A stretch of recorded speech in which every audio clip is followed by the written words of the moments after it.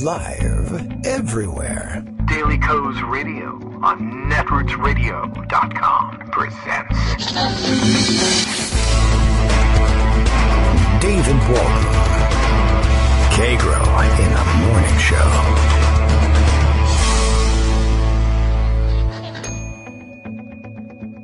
Now, here's David Waldman.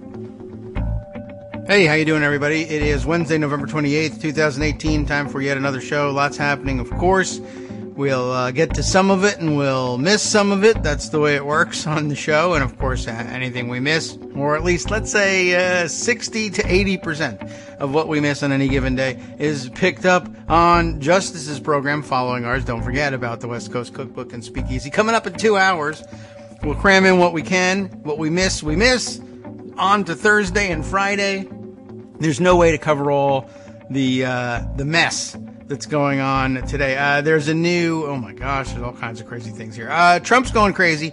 He is, at least yesterday, was tweeting up a storm. He was furious about the fact that they seem to be closing in on him once again in the Mueller investigation, and so of course he had to spend most of the evening screaming about how none of it was true, et cetera, et cetera.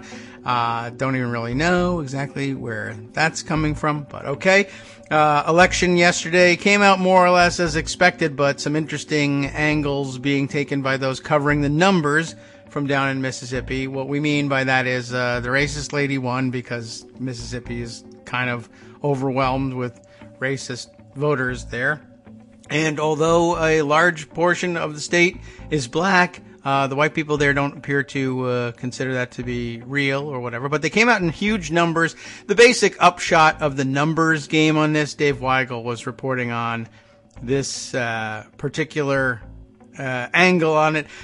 More votes cast for Mike Espy to take that Senate seat than have, I think, traditionally or maybe ever been cast for the winner of the Mississippi Senate race in prior years. And that's partly a discussion about how motivated the Espy voters were to come out and try and grab a win away with this one, and partly a commentary on how few people typically vote, at least in midterm elections, even in the Senate, when there's a Senate race up in Mississippi. All the, the prior times during which in comparably situated elections, the Senate winner came away with far fewer votes than Mike Espy got yesterday. It just wasn't enough to beat the concerted efforts of the racist lady down there. So, all right, she gets to come back to Congress. And interesting angle on how all of that is covered this morning. People and last night noting for the record that, for instance, the Bloomberg coverage, the headline on the story there, Republican Senator Cindy Hyde-Smith overcomes race controversy to win re-election in Mississippi. And I guess really what they mean by that, though, well, I don't know what they mean by that. What they should have been saying is Republican Senator Cindy Hyde-Smith papers over race controversy and wins re-election in Mississippi because people don't really care about racism on the Republican side, or they relish the racism, perhaps.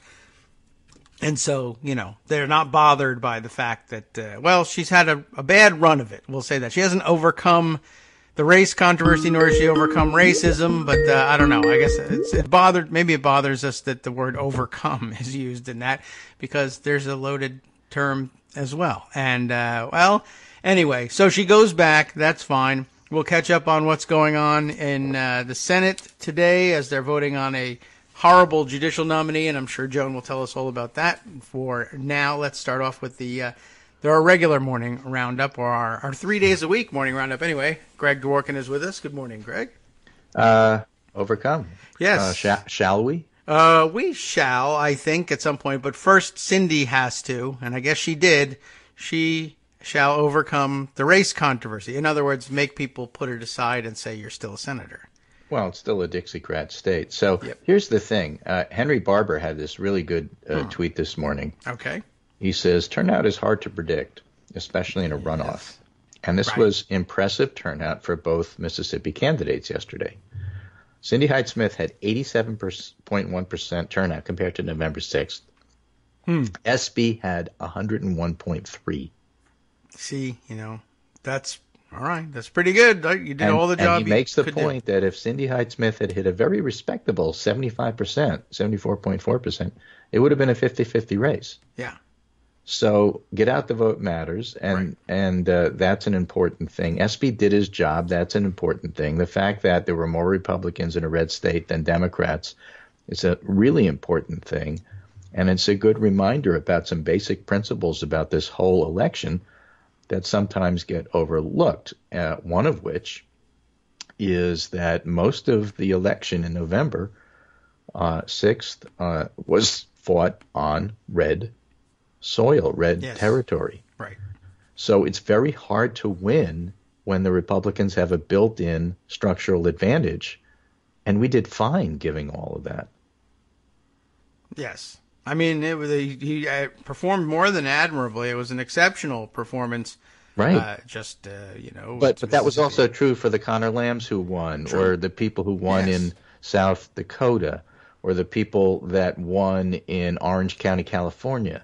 I mean, this was all red areas. Yes. And a lot of the close races, wound up being Democratic wins, but so much of the election was fought in red areas. Yes. It just somehow obscures the actual fact of what happened. Yeah. You got to step back and look at the bigger picture to see that. One way to do that is just look at the total vote. And now it's up to 9 million more people voted for Democrats than Republicans on November 6th. That's an extraordinary amount. All illegal. So not all. Okay. Well, none, probably. I mean, no, some were some regular old Americans who just put mustaches on and voted 9 times. We should ban mustaches. Yeah, I mean, that especially happened in Virginia, too, which is how Scott Taylor lost. And I'm sure it happened in Virginia 10, and that's how Barbara Comstock lost. I don't know how many times you voted. All the stores are out of mustaches. Voted at least once. Yeah, I had to do the last one just with a finger mustache. It really was a close call on that one. I thought they were going to catch me at that point. The finger mustache, then there was the finger bow tie. You just moved it down a little bit. Right. I did the folded paper one, too, but there's there's a couple of other things that happened yesterday in terms of elections that I think are fascinating. We'll get to Nancy Pelosi, but okay, here is a question for your listeners. Okay. I'll ask you, and they can't answer because we're talking on the radio and they're not. Yeah, I'll channel them. How many congressional seats are not declared at this point? I thought, well, who's declaring? Who do we get to say is they AP? Press or the official certification? Aren't we done? Kind of I mean, I thought the AP said we're done, but we're not done. All right. Well, let's have another one. That's because there's 57 states. The answer is 2. 2. Yeah. All right. That's what everybody in the audience said. I was just looking. They all got it right. Yeah. So the first one is California 21.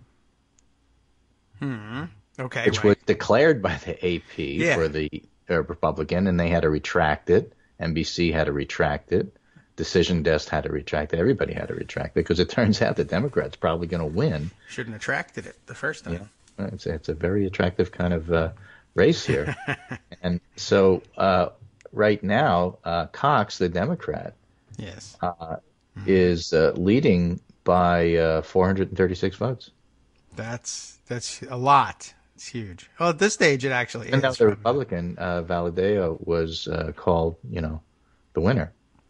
So now he's just a wiener. The areas that are left appear to be Democratic. Cox certainly has the advantage. I'm told today is the next big update, and then it's certified next week. So that's one we might win. Okay.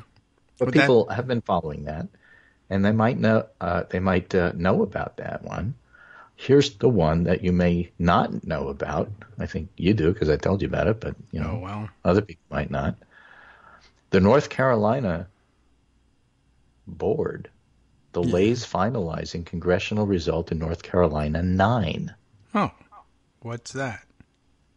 North Carolina's elections board is delayed finalizing the results of a close U.S. House race. The board appears to be scrutinizing potential wrongdoing in the 9th congressional district Board members meeting Tuesday voted unanimously to certify the final tallies and scores of elections earlier this month, but didn't sign off on the 9th District. Republican Mark Harris leads Democrat Dan McCready by 905 votes out of 283,000 cast. The board met privately for nearly 2 hours before voting in public without a detailed explanation. Member Joshua Malcolm lives in the 9th District and made the motion to delay race certification until at least Friday. Malcolm earlier said he was concerned about unfortunate activities that have been happening down in my part of the state. Well, when are they going to say what this is? Friday, I guess, if they meet. Well, I mean, then the North Carolina Board of whatever, NCBSE, National Carolina Board of Something and Ethics. Okay. Results were not certified, citing GS 1638-1180. Oh, yeah, that statute gives the board take any other action necessary to assure that an election is determined without taint of fraud or corruption and without irregularities that may have changed the result of an election. Okay. I mean, I'm worried about that. What do they mean? We don't know. So Joe Bruno, who's the reporter down there reporting this, says he contacted both campaign managers and neither one knows what's going on. It's the State Board of Elections and Ethics Enforcement. Okay. So they're having a teleconference meeting this Friday. And the executive director of the North Carolina GOP tells me he believes the issue stems out of Bladen County. Dallas Woodhouse expects this to be in court sooner rather than later. Yeah. And the board does have the authority to call for a completely new election if necessary. Really? We'll see about that. But okay. Okay. Joshua Malcolm, when contacted, said he cannot comment further because of the investigation. And so far, nobody's making any other comments. Right? So I contacted my friend, Michael Bitzer, Bowtie Politics, down in North Carolina, who knows everything about the state, and said, what's going on? He said, I don't know.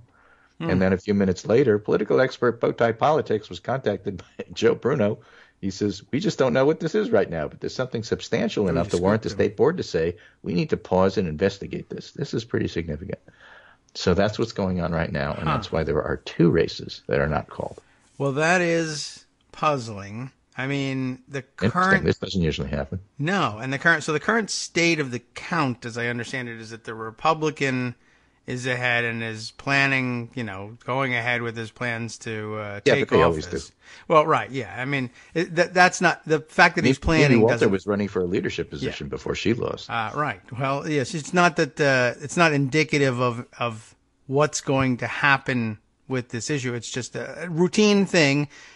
He's ahead in the count, so he's like, okay, I guess you have to make these plans. What's weird is that what it struck me, I was suspicious because, North Carolina, I don't know. It sounds like I would be much more suspicious if the Democrat was ahead and was planning on going to Washington and they were trying to convene this board and I don't know what, they're not going to tell you what the problem is, but we reserve the right to, change the results, do the whole thing over again, whatever. The fact that they're doing that with a Republican heading there is very interesting. They must have something, but they do. Well, the guy Joshua Malcolm, who said that this is something going on here, unfortunate activities, is vice chair of the board. Okay, he's a Democrat. Unfortunate activities. Okay, but he was appointed by former Republican Governor Patrick McCrory in 2013 and reappointed by Democratic Governor Roy Cooper.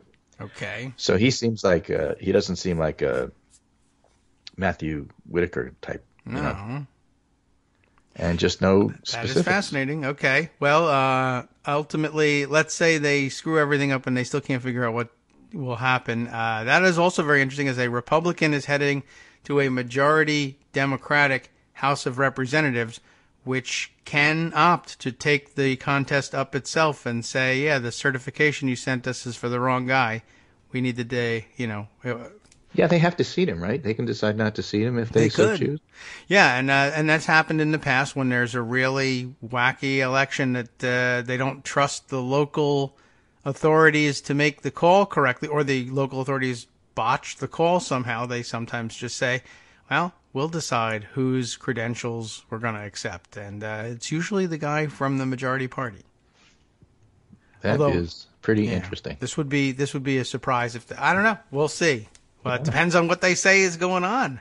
Right, bizarre. exactly. Okay. So, and who will that majority party be? It'll be the Democrats. And who Yes. will be Speaker? Yeah, Nancy Pelosi.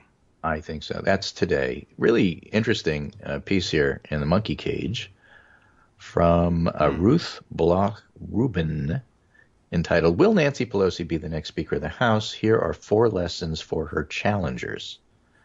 And kind of processy, interesting. Okay. So I found it interesting. Don't give them any lessons. Hope you will too, but here's the deal. First of all, opponents need to do more than sign letters. Yes. Okay? That's another thing. And it also has a little history in here. I always like history lessons. Okay. It's not easy to orchestrate an insurgency. As the 19th century turned into the 20th, progressive Republicans, frustrated by the grip of Speaker Joseph Cannon, Republican Illinois, you may recognize that name because I think there's a building named after him, Yes. on the floor agenda, sought to overthrow the Speaker. Like, aren't there offices in a Cannon building or something? There are. A lot. Like today's rebel Democrats, they circulated a petition calling for a change and gathered enough signatures to prevent Cannon from gaining the 218 votes needed to hold the speakership. Mm-hmm. But when the time came to rally behind a rival candidate, the insurgents fractured. Without any organization that could coordinate around a single candidate or enforce his opponent's commitment to vote as a bloc, Cannon picked off enough dissident Republicans to keep his majority, and Pelosi is adopting a similar strategy. Last Wednesday, she persuaded Representative Brian Higgins, Democrat New York, to reverse course after he had signed the letter. Asked about his flip, Higgins said, well, there's no alternative right now, and there's not going to be one. With their numbers eroding, Pelosi's remaining foes may be looking to cut a deal. Yes. Now, Steny Hoyer is running unopposed for number 2, and Jim Clyburn is running unopposed for number 3. Yes. So I was joking on Twitter yesterday that basically the insurgents demand that Hoyer and Clyburn run as number 2 and as number 3. They already are. That's not a give anything. And then Pelosi would say to them, okay, but what are you going to give me for that? Yeah. Okay. Because that's basically the quality of the negotiation going on here. All right. I'll negotiate with you. You can have what's already going to be there, Right. but you have to give me something for it. Okay. All right. That's deal making. Yeah. It's the ransom of Red Chief, right? You remember that old story by O. Henry? Yes. They kidnap a kid, and the kidnappers realize maybe it's bad. They should give the kid back. Well, not all right. just Take the kid back, but you have to give us. I mean, that's basically how this whole hostage situation is going down.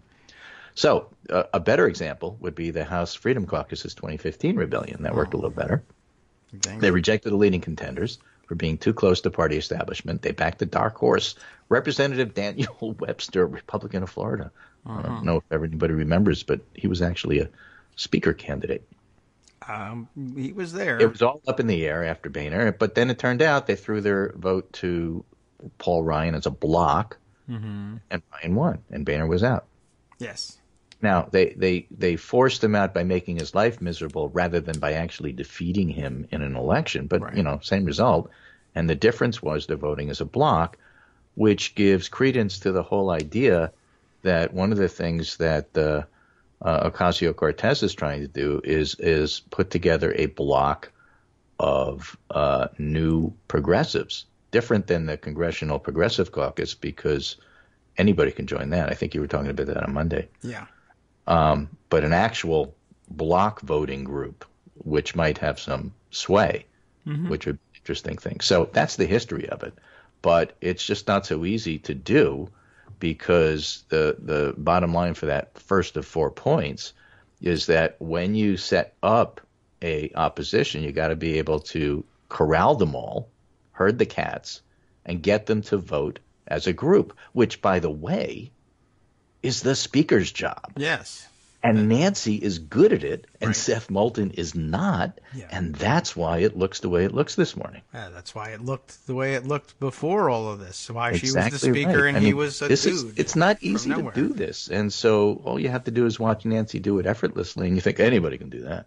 Yes, that's right. Yeah, it looks effortless. There's Clemente in right field. Anybody can throw a strike to home plate from way out in the corner, right? Yeah. Look, he does it all the time, effortlessly. Yes. You try it.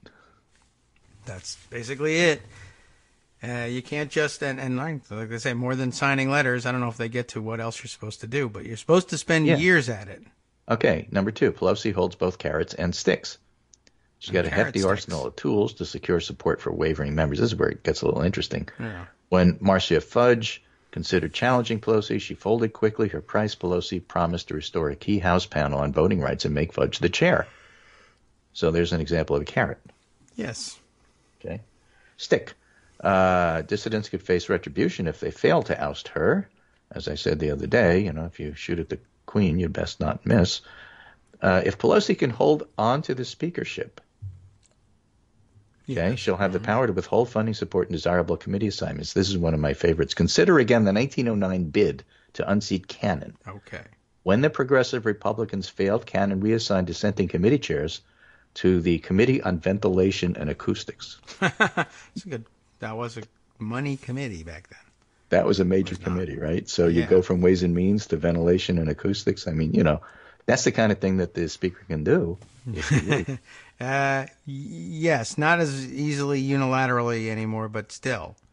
Those days they control the leverage. And these days you have a lot of influence in having that happen. Yes. And the reason you no longer can do it unilaterally is because along the way they did have to cede power, and contest after contest they had to give power over to the other members of the caucus. But yes, still huge influence in where people get. I would just love to see Seth Moulton on Committee on Ventilation and Acoustics for the amount of hot air. I think it would be a totally appropriate committee. We'd have to and of course that would be true for many House members. But when the Republican Party endorsed primary challenges against Cannon's opponents, the dissidents channeled surplus campaign funds to their electorally endangered colleagues and barnstormed in their districts. Similarly, members of the House Freedom Caucus insulated themselves from party punishment by cultivating a network of donors outside the Republican Party campaign fundraising apparatus. Yes, they were still Republicans. And that's the importance of the Mercers and the Kochs. It's not that they're buying the country directly. Okay, yes. It's that, all right, let's say Paul Ryan and his very, very well-funded network, which was basically doing all of the election stuff for the Republicans this year. When you have somebody in the Freedom Caucus who's not a Paul Ryan favorite, they can turn and go to the Mercers directly and get funding. And if the Freedom Caucus can get funding from, the various and sundry Republican wingnut welfare think tanks around, which do have money, then it gets much harder for Paul Ryan to discipline them. Yes. And that's basically what happened. He didn't really have a lot of leeway there and therefore got rolled all the time and let himself get rolled. Yep. So in both cases, organizations give the dissidents resources to defend themselves against retribution, limiting party leaders' ability to punish them. But still, you don't want to be assigned to Committee on Ventilation and Acoustics. No. If you can help it. Third one is you need some big guns. You have to have somebody prominent out there. In the days of Cannon, there was a fellow named Representative William Hepburn, long-standing committee chair, and he allowed the insurgents to use his committee room as a war room. And there were people standing behind the rebellion in that sense who had higher stature than some of the loudmouths. I see. And this year, nobody like that, anywhere close to that, has stepped up. Right. Okay.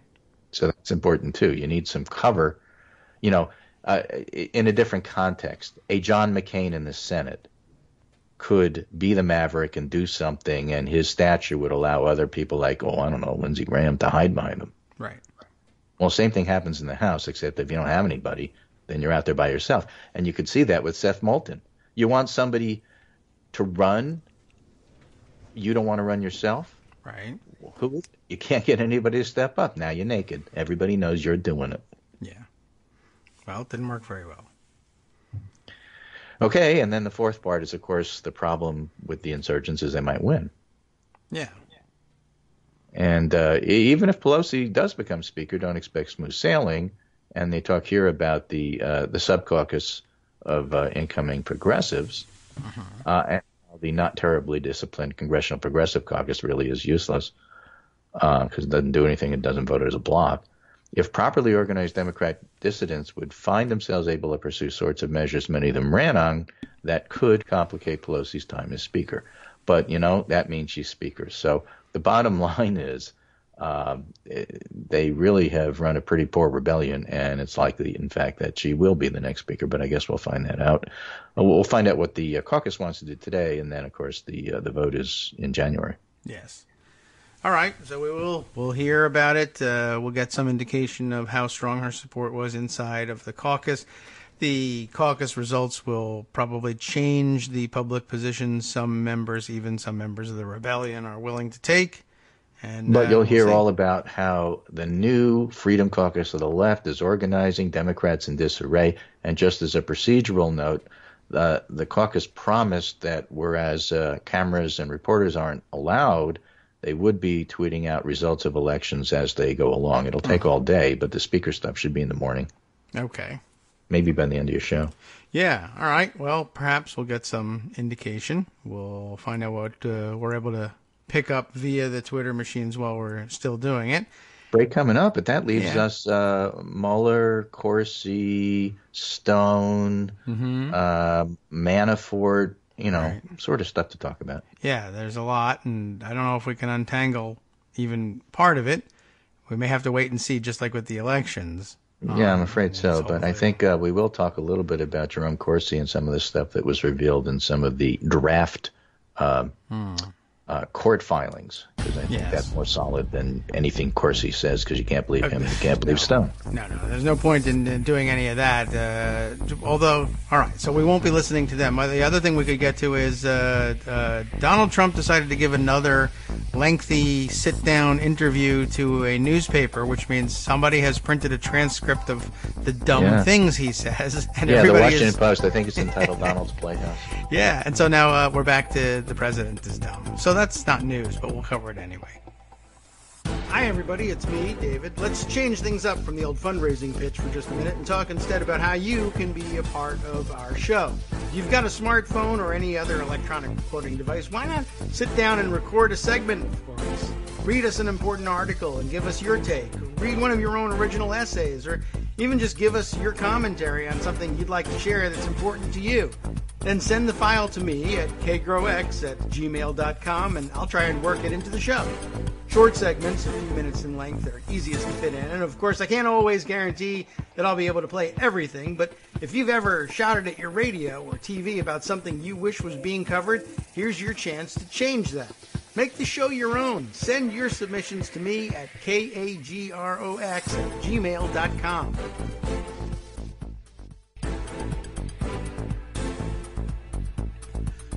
Welcome back now to Kagro in the Morning Show here on Roots Radio. Craig's working still with us, and on to, I guess, our next segment of Roundup. Or I think we've covered the day's developments in the Pelosi story, and at any rate, we're a matter of hours and perhaps minutes away from resolving at least the Pelosi chapter of all this. So but it'll never be resolved because the media treats her quite differently than, let's say, Chuck Schumer or Paul Ryan or Mitch McConnell, who were never challenged in terms of their authority.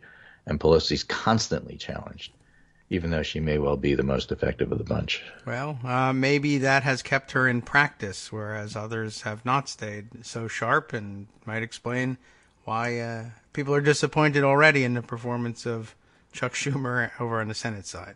Oh, well. So John Bolton made some news.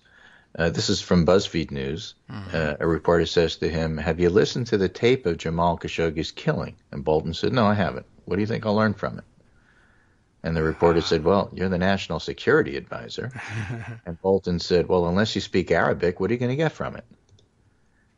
And that just, struck a nerve with me. And I tweeted, "Imagine if, hear me out, there were people who knew how to both translate and assess this sort of thing. And now imagine they work for the government. Then you can even put them in an agency and make recognizable letters so you'd know who they were." Yeah. Like, maybe you should think about that national security guy. Yeah, I would think. You're an NSA. You got your own letters. What about using one of those other alphabets? Amazing. So, I don't know what he's cashing his checks and everything? I don't know. I don't know what he does. I guess we ought to look into that. Okay, well, investigation time.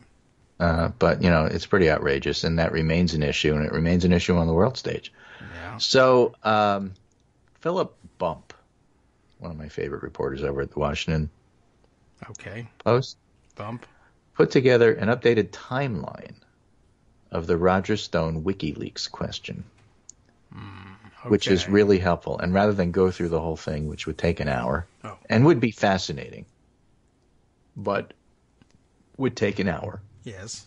The important thing about the timeline is simply this.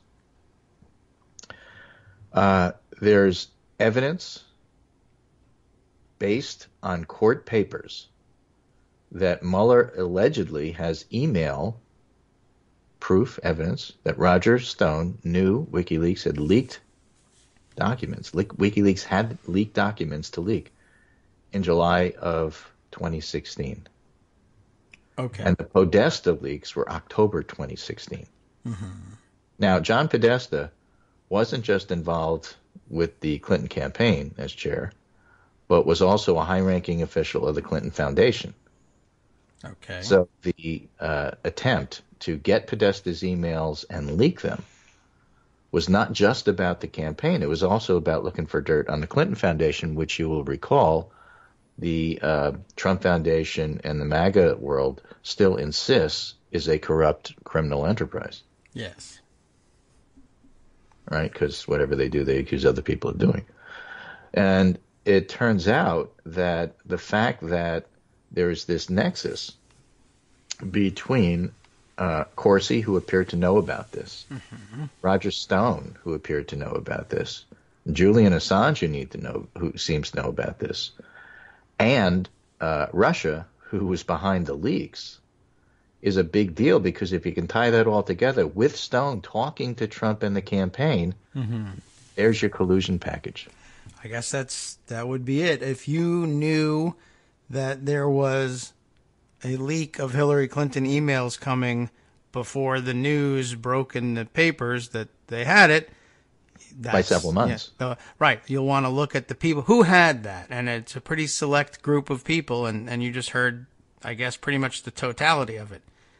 Roger Stone, Jerome Corsi somehow, Russia, WikiLeaks, and I guess. Well, Russia. What no one knows is whether Donald them, Trump knew. Gives them to WikiLeaks. Yes.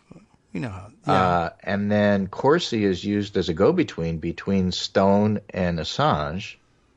Stone himself constantly talks to Trump.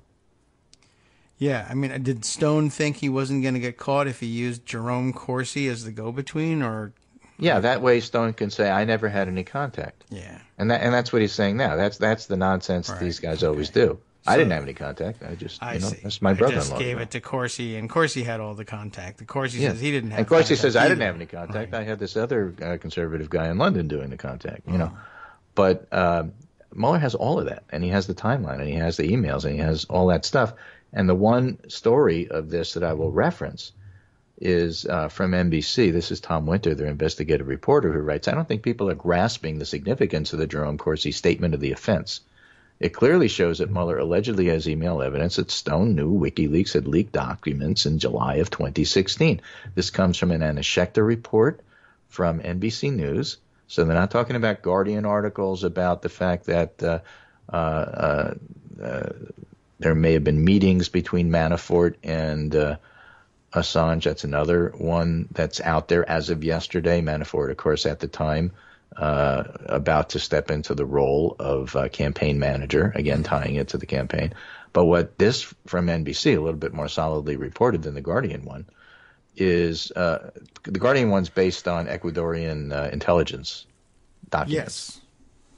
Yes. The thing about Manafort actually meeting with Assange is that we don't know what they said and we don't know what they talked about. I mean, I saw somebody speculate that, hey, maybe Manafort was just looking for another client. It doesn't matter.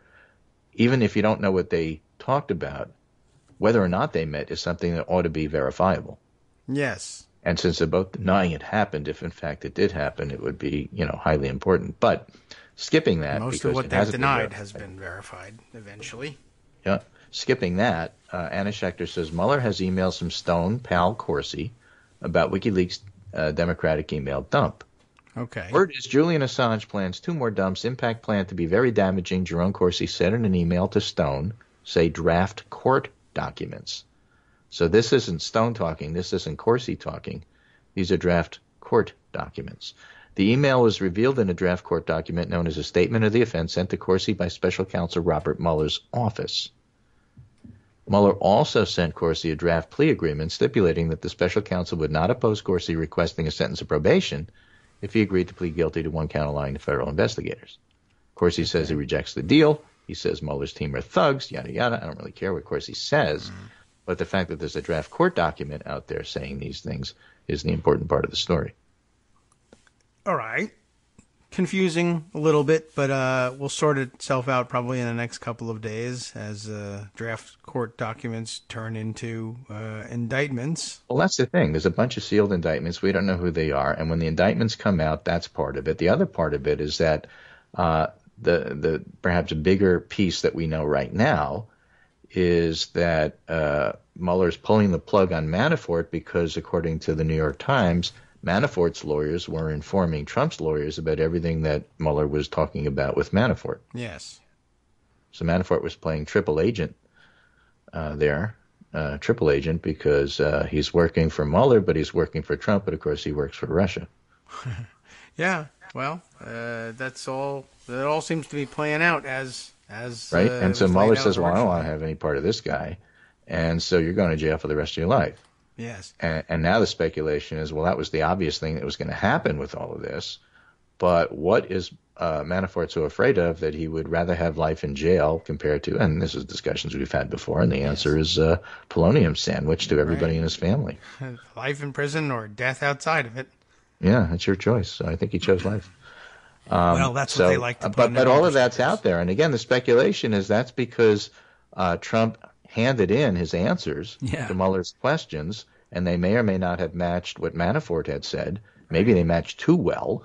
Maybe everything that Mueller told Manafort appeared exactly word for word in Trump's answers. Yeah. And Mueller may say, okay, look, we're getting to the end game here, and sooner or later we're going to have the indictments, and then we'll really see what's going on. And until then, it's all speculation.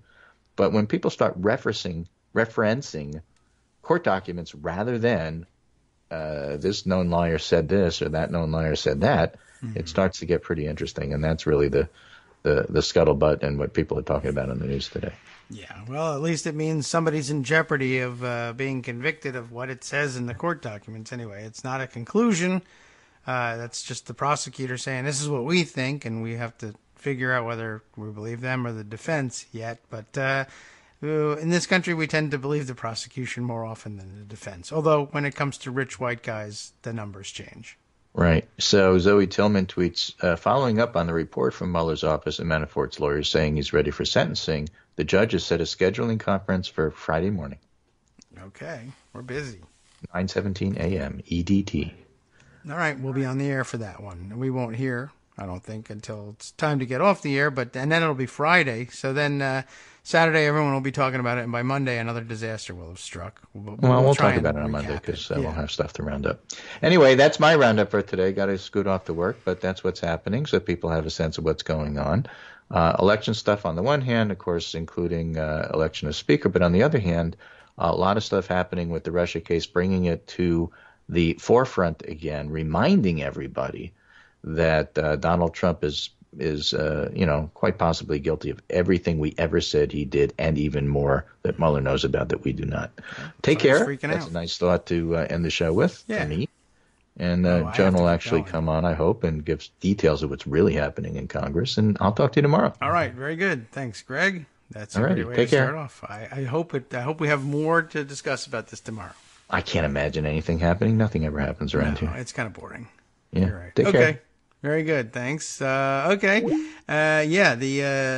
additional level of speculation is, as we discussed yesterday, Manafort may have been used as a conduit for some, I guess what we might call like a piece of marker information. Essentially something, I don't know whether it necessarily was provably false information, but it's, even if the language hadn't been, I mean, we're not certain exactly. First of all, we're not certain at all whether or not there's evidence in the Trump responses to Mueller's questions that would indicate that that Manafort has been breaking his plea agreement and talking to the Trump people. We're not positive of that. Then the question arises, though, if you think that happened, is it because similar language appeared in Trump's answers, or was there some piece of marker information that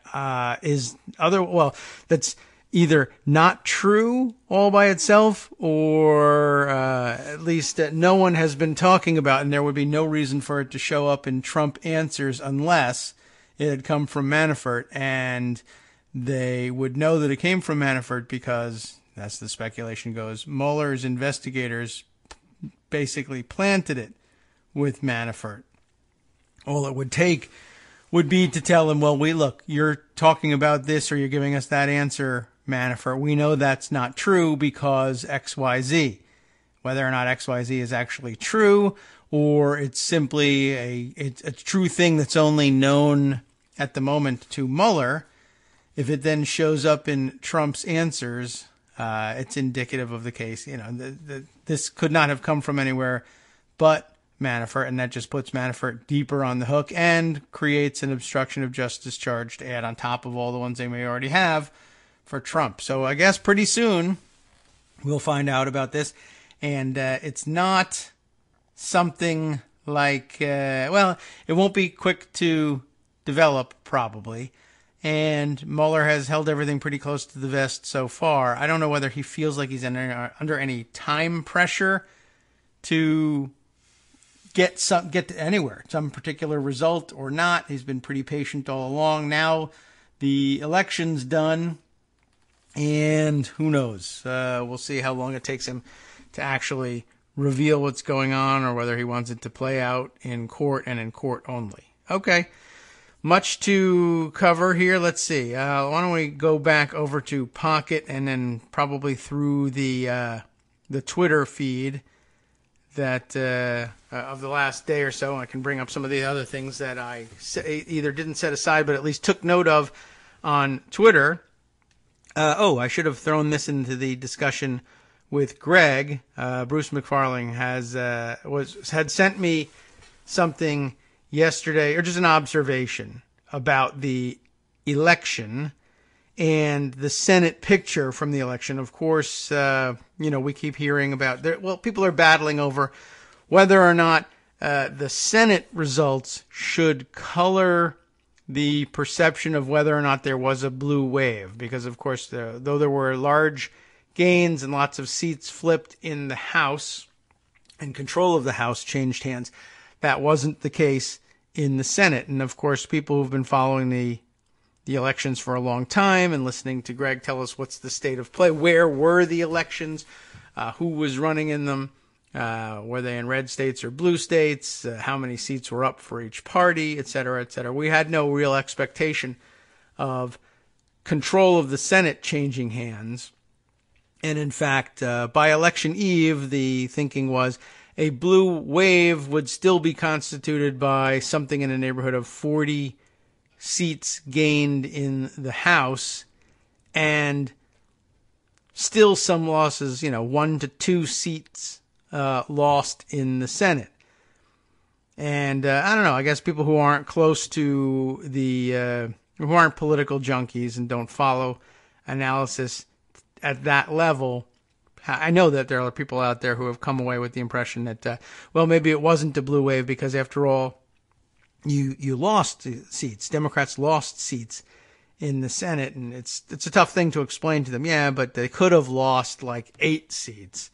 The fact that they lost 2 is actually pretty remarkable. And Bruce was saying, by the way, I mean, just taking a look at the results flat out, even a little bit outside of context, Democrats elected 25 senators, and Republicans elected 10 in the midterms. And so this, oddly, had taken proof that there was no wave as it was happening. There's something a bit odd about that. And yeah, I guess looked at that way, That does seem pretty strange. There was a huge Republican victory. 25 Democrats were elected to the Senate and 10 Republicans. Well, when you put it that way, that's a good reminder too. All right. Let's see. Other items in the news that, I guess I'll give you the actual facts and figures from Dave Weigel's, look at the Mississippi race. It won't take too long, as he put it. In the latest nobody voted in 2014 news, Hyde-Smith's vote so far, and this was in the middle of the night still, would have given her 71% that year. Tad Cochran won 60%. Espy is on track to get more votes than Cochran did while losing. And yes, Espy's at 379,161 votes over Cochran's, the previous holder of the Mississippi Senate seat, 378,481. The only path for a Dem win here was a huge base turnout, while the GOP fell back to typical midterm turnout. So, had Hyde-Smith only gotten as many votes as Cochran in 2014, keep in mind he won that year by 20 points, tonight's result would have been Espy by 3. So that's pretty interesting. And then he finishes up by saying, in my humble opinion, low turnout is objectively bad. I'm just explaining the math that Democrats saw as their only narrow path to victory in a state that usually just delivers GOP blowouts. And that's the thing to remember. It's usually a GOP blowout, and it was actually close, and he outperformed any Democrat, any winner, any Republican there in recent midterm election history. So there you go. That was, I think, convoluted, but I still say well put by Dave there. Let's see. The other item most discussed, I guess, at the moment has been this Washington Post transcript of the interview with Trump. And we don't have a great deal of time to go through all of and there's no way to go through all the stupid things, but man, people have been tweeting out excerpts of this thing, and it looks like it might be fun to comb through here. Let's see. I have the AMP version of it, of course. President Trump's full Washington Post interview transcript annotated, I have here from Aaron Blake. And so, since, we don't have all day here, I guess I'd look at the annotated version here. I don't know if there's an unannotated version. This is the one I have. But President Trump, spoke with Philip Rucker and Josh Dawsey on Tuesday. And let's see. Below is the full transcript with key segments highlighted for fact-checking and analysis. Let's see. The first one out there. Let's say it was Rucker asking or saying at first, "Thanks for taking some time with us." That's nice to say. "We wanted to start with a couple topics in the news today. Afghanistan. 3 troops were killed overnight in that roadside bomb. Can you explain why, 17 years later, we're still there? Why are Americans still fighting there?" And recall that Trump is always, Trump's lately been saying, or the White House has been saying, he hasn't visited the troops in Afghanistan because he doesn't believe we should be fighting there, which is ordinarily, imagine if a Democrat said it, but it would be a huge morale problem. And maybe it is a huge morale problem right now.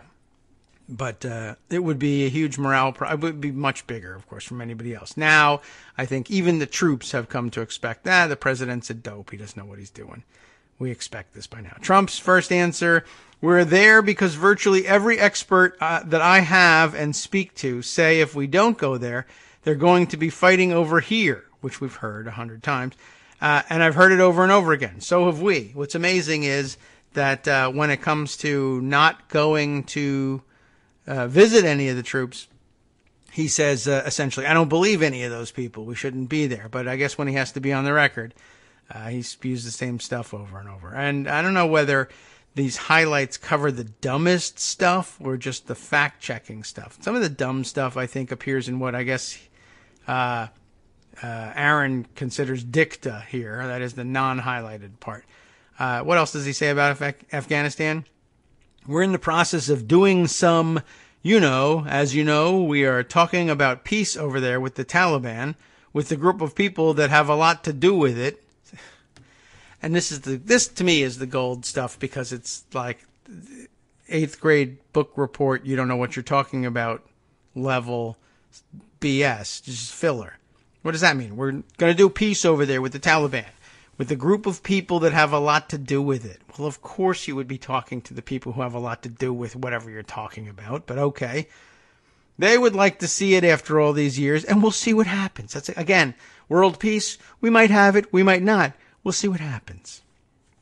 A bit too early to say what's going to happen, and that's certainly true. But we're talking about things. But it's a very sad situation when I look, and then more into his garbage. We have incredible people, incredible fighters. But we're going to see what happens. We're going to see what happens. He says it 3 times in this paragraph. We're going to see what happens. But it's very sad. I just heard about the 3 people this morning. Terrible. That was the question, right? What's up with the 3 people? Why are we still there? A lot of good fighters. Really incredible. Sad. And I guess here's the fact check on that one, is the italicized text here. As a candidate, Trump ran against the war there and promised to get out of it. However, as president, he has increased the number of troops. Actually, held up against other presidents, everything else put aside, like one is a dolt and the others are very sharp, let's say. In the end, they all run against wars and then end up putting more troops there. There is that. We do have to remember.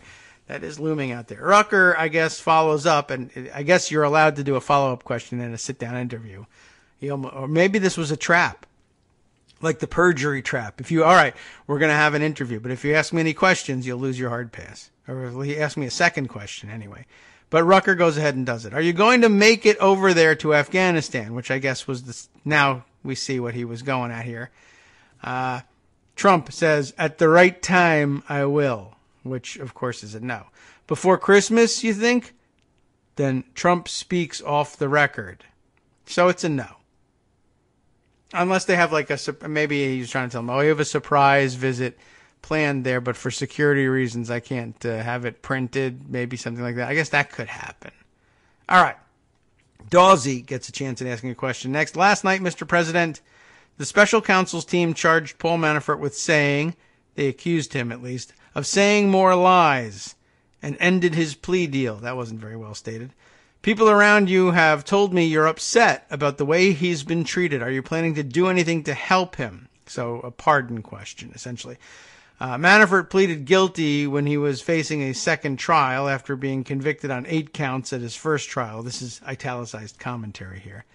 Mueller's team has said he should be sentenced immediately. Trump answers, look at this, the second question, and he's off the record again. Let me go off the record because I don't want to get in the middle of the whole thing. Of course he does. Trump speaks off the record. So 2 questions, and his 2 answers are off the record.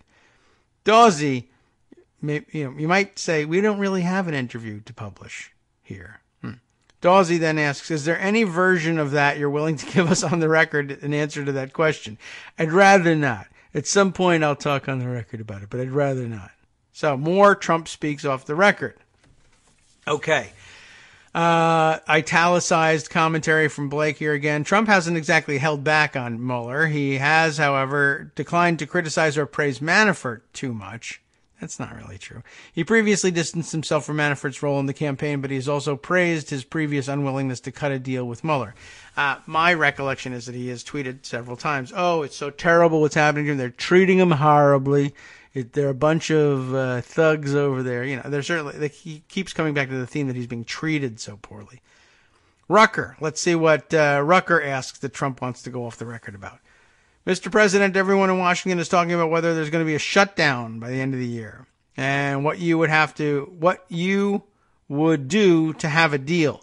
What kind of terms would you set? And we're wondering, what would you accept from McConnell or offer to McConnell in order to get some border wall funding before the year is over? Trump, I guess maybe he doesn't have to go off the record because he just doesn't answer. We think we need it. We don't think. What? We think we need it. We don't think. We desperately need a wall. That's the answer. Rucker, but what would a deal look like? Trump, I think it's been shown better than ever in the last short period of 2 weeks that we need a wall. You can't even just get that out, right? You know, what you've been seeing on the border is evidence that we need a wall. I mean, it's trumped up evidence, no pun intended, but he should have said that. But it's been shown better than ever. We're showing record-breakingly in the last very short period of time, 2 weeks, that we need a wall. I see the Democrats, Trump continues, are going to want to do something because they understand, too. Those pictures are very bad for the Democrats. They're not. He continues, though, we're not having a wall because of the Democrats. That is, I guess what he means is we don't have one now because of the Democrats. But listen to the way he says things. We're not having a wall because of the Democrats. We need Democrat votes to have a wall. Now, if we don't get it, will I get it done another way? I might get it done another way. I might not. We'll see. We'll see what happens, right? I might get it done another way. There are other potential ways that I can do it. You saw what we did with the military, just coming in with the barbed wire and the fencing and other various things. Yeah, we did see that, and it didn't work out very well. But okay, Trump asserts, says the commentary here, lost my place here. Trump asserts that the migrant caravan headed through Mexico from Honduras was bad for Democrats. And if you were scratching your head about that, so was Blake, I guess. Late in the 2018 campaign, the caravan was the centerpiece of Trump's closing strategy. But it was a strategy that seemed more geared towards saving the relatively safe Senate than keeping the more endangered House, which Republicans lost with the largest seat loss since Watergate. That's another good way of putting things.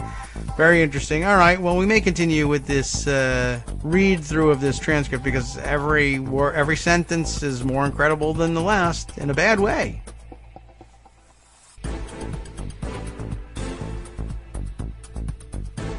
Welcome back now to the Kagro in the Morning Show here on Netroots Radio. Shall we continue with the reading of the transcript? We'll of course, hear from Joan McCarter at some point during our second hour, and we'll drop what we're doing like a hot potato to talk with her about that. So the question is, do we spend that time on this transcript? Did you read it? I don't know. Can I just interrupt for a second, though? I guess I can. I'm the only one speaking here. Just to share this tidbit that Kate Sherrill sent. This is not something I have heard of before. University faculty, where we'll find out, university faculty given hockey pucks. That's right, hockey pucks, to use in the event of what? You're at a fight and a hockey game breaks out? No. In the event of an active shooter, like I guess he's shooting on goal several times and you want to join in and do a shoot around as well. But, okay. Do they use that term shoot around in hockey the way they do in basketball? I don't know. Anyway, what is the basic question one might pose at this point? And the answer is, I don't know, but Susan Shorn has a look at this, and she's the one that sent around this piece from the Detroit News, and but she tweets, and that's where Kate grabs this from. This is what the utter failure of education within a society looks like, folks.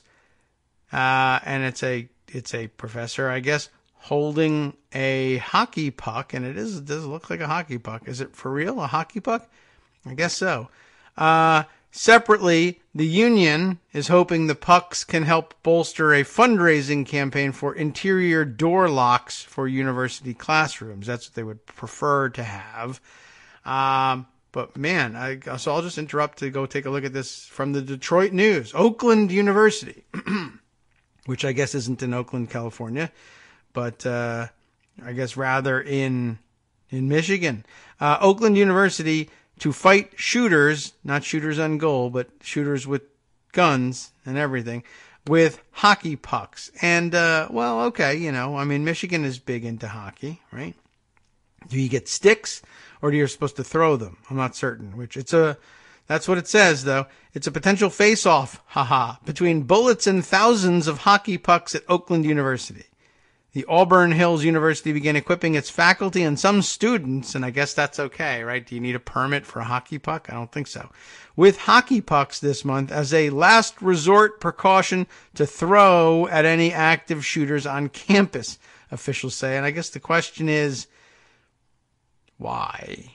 Like budget, in a budget sense, like who said let's do that, or did they have thousands of hockey pucks sitting around and abolished the hockey program to save money and said, what are we going to do with the pucks? I know, we'll repurpose them as weapons. I don't really know what to say about this. Oakland University Police Chief Mark Gordon said the idea emerged during a training session he was giving earlier this year on surviving an active shooter situation. Gordon, a former youth hockey coach, I guess that's where the idea would come from, said since the university has an ordinance against weapons, one attendee asked what staff and students could bring to prepare themselves for a fight.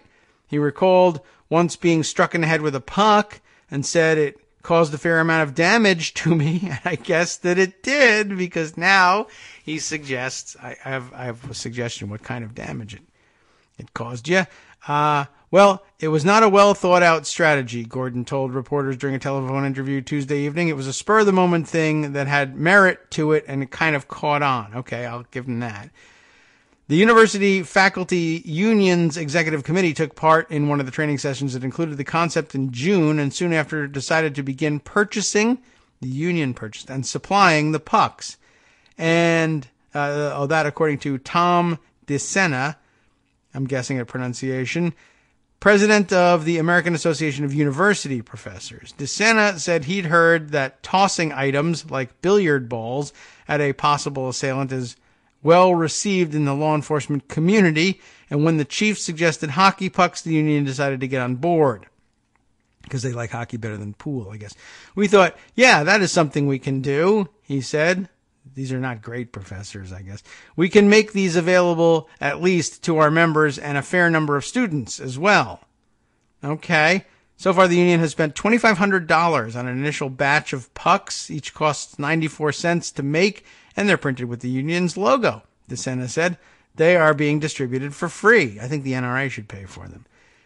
The union began passing out the pucks on November 9th. So far, 800 faculty members have them, and another 1,700 are expected to go to students. The university's Student Congress has ordered an additional 1,000. He said, this is really remarkable. And they're going to start coming through windows. You're going to end up have, I mean, I wouldn't say don't do it, I guess. But, I mean, wait till you start, you're going to have kids with concussions because they got hit in the head with the hockey puck that you gave out. But I don't know what else you're going to do. All right. Gordon said there's been no studies or researches on it. Yeah. Okay. I believe that. But a puck is an adequate defense posture along with the use of chairs, staplers, or anything else that has weight and can do damage. So basically, what you're looking for here is mass. Now, where in the universe can you acquire matter that has mass? I know, hockey pucks. All right. Well, it's a concentration of mass. I mean, rocks probably cost less than hockey pucks. Abundant natural resource, rocks, whatever. I guess they love their hockey there. Gordon said that the heightened need to educate staff and students stems from the Virginia Tech rampage of 2007. The shooter in that incident killed 32 people before taking his own life in what was one of the deadliest in U.S. history. One of the deadliest. I assume they mean mass shootings in U.S. history. This effort, or the deadliest lack of hockey pucks in U.S. history. This effort, he said, will empower faculty and students to have a plan, to have something to defend themselves rather than just freezing in place. Yeah, but I guess so. But again, for less money, rocks, throw your chair. They said the chair is fine.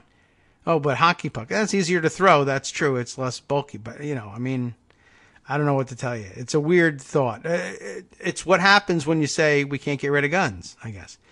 Ideally, Gordon said, the Constitution is not a suicide pact, but it is a hockey league. So there is that. I should have thought of that earlier.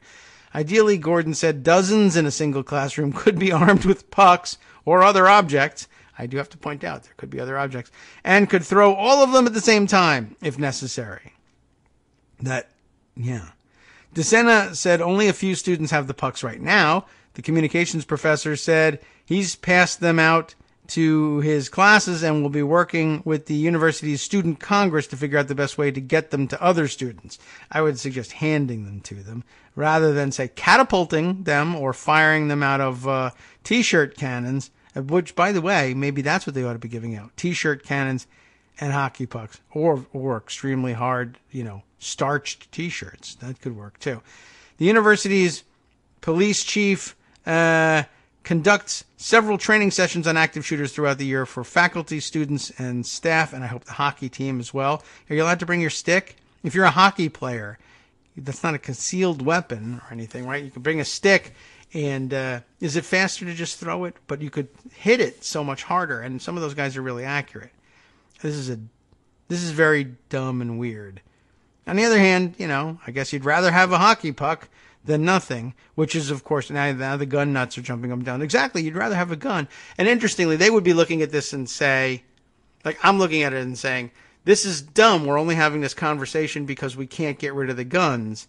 And the gun enthusiasts would be jumping up and down saying, this is dumb. We're only having this conversation because you won't allow students and faculty to exercise their Second Amendment rights to bring. And I guess the big benefit of this is, for instance, very few of the hockey pucks will accidentally be thrown at the heads of other students.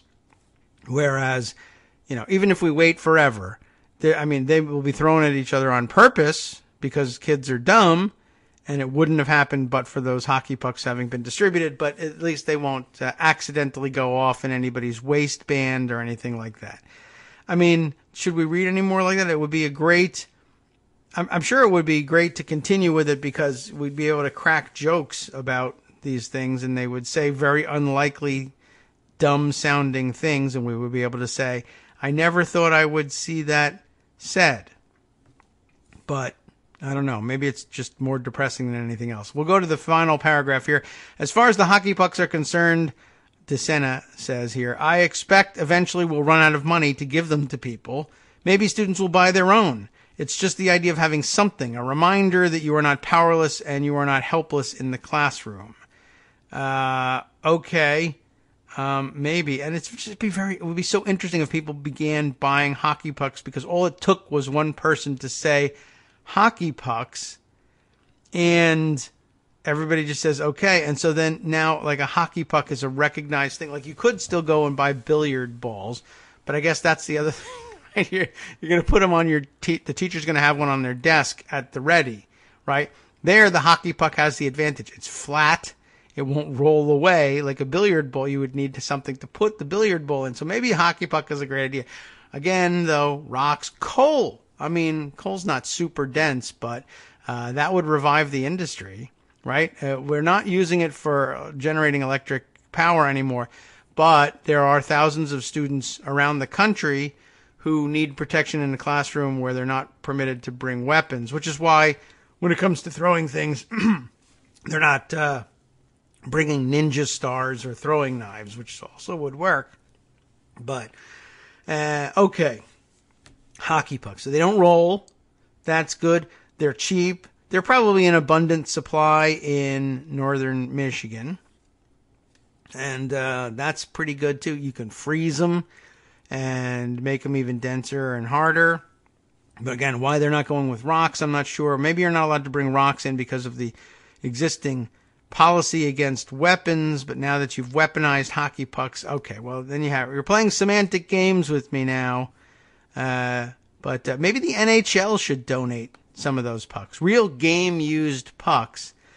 That and again, the coal industry could come up with something. Or maybe maybe there's a waste recycling option of some kind. Like, can we make pucks out of recycled aluminum cans? Or is that too light? Not dense enough? Recycled plastic bags. I know they're making benches out of those things. They could make cheap hockey pucks. They don't have to be regulation hockey pucks. You could probably produce them for less than 94 cents a piece. I am now intrigued. Okay. Thanks, Kate, for bringing us that one. That was unexpected. I really didn't think we were going to go there. That's news for me as far as I'm concerned. Let's see. What do we got here? Bill's been listening. He's been enjoying it. Do you think hockey pucks would also be a good defensive weapon for school kids to use against grizzly bears? Asking for Betsy DeVos. Good question. Bears don't play hockey, so I'm not certain that they would recognize the threat. Whereas, it just occurred to me. So now, what if a shooter comes in wearing a cage, right? Wearing The Hill has picked up this story right now. There, Michigan University gives faculty hockey pucks to throw at active shooters. That's going to set it off. People are going to see that one because they illustrated it with a hockey stick and a bunch of pucks. I'd be interested to see what reaction is nationally to that story. So let's see. Would it work against grizzly bears? The Bears too, I guess, could come in hockey gear. What do you do if? Oh my God! What if you're being attacked by a goalie? This has not occurred to anybody yet. I don't think. Like, he's not going to be afraid of that. Not only does he have an AR-15, there's hockey pucks flying at him all the time. You could be attacked by which one is the mass murderer from the movies that wears a hockey mask? Is that Jason? Right? This is all just foreshadowing. Jason's going to come in there, not only with his machete, but an AR-15. An AR-15 that shoots hockey pucks. It's been modified to shoot hockey pucks back at the kids, and we don't even know whether this is is this a mass shooter or is this just paintball happening in here? I don't know. So, well, let's see. Michael Musson says, I would prefer a self-defense curling stone. Sweepers should probably get bulletproof vests. That's true, too. I mean, again, northern climb, right? You know, they probably do some curling there. Do you think that's harder to throw? I assume so. But you can slide them. Classes should be held on ice, is what I'm saying. Whether pucks or curling stones, it's pretty clear. Let's see. Mark Hogue, Thorgama says, why not rocks? This is becoming a topic. You people are crazy. 1, no rich guy owns patent. Oh, well, you just wait. This afternoon, you and I, let's go patent it. They had pet rocks, right? This is, what kind of rocks? These are self-defense rocks. Recognized around the world as a valid form of self-defense. As a matter of fact, didn't we just hear the President of the United States, ladies and gentlemen, please, the President of the United States, dun, dun, dun, dun, dun, dun, dun, dun, dun, dun. We're going to make this official. Bum, bum, ba-dum, bum, ba-dum, ba. Hello, everybody. If Mexicans throw rocks at you, you can shoot them because it's like an assault weapon. It's just like it's a rifle. Remember that? It was like 2 weeks, less, since the president said rocks are like rifles. Hockey pucks are like rocks. Defend yourself from a mass shooter with a hockey puck. What are you looking at, you hockey puck? Oh my God! Put down the hockey. Is that a hockey puck in your pocket, or are you deformed? I don't know. What does this mean? So no rich guy owns the patent. We can now patent them and sell them, and they'll basically just be, eminently throwable rocks. And what else? 2, known by California to cause cancer. That's true. If you get the wrong rock, this is a chunk of uranium, right? This is problematic. Could we throw polonium at shooters? What form does polonium take? Does anybody know? Can we get something like that? All right. Bill now says, this is not going to stop, ladies and gentlemen.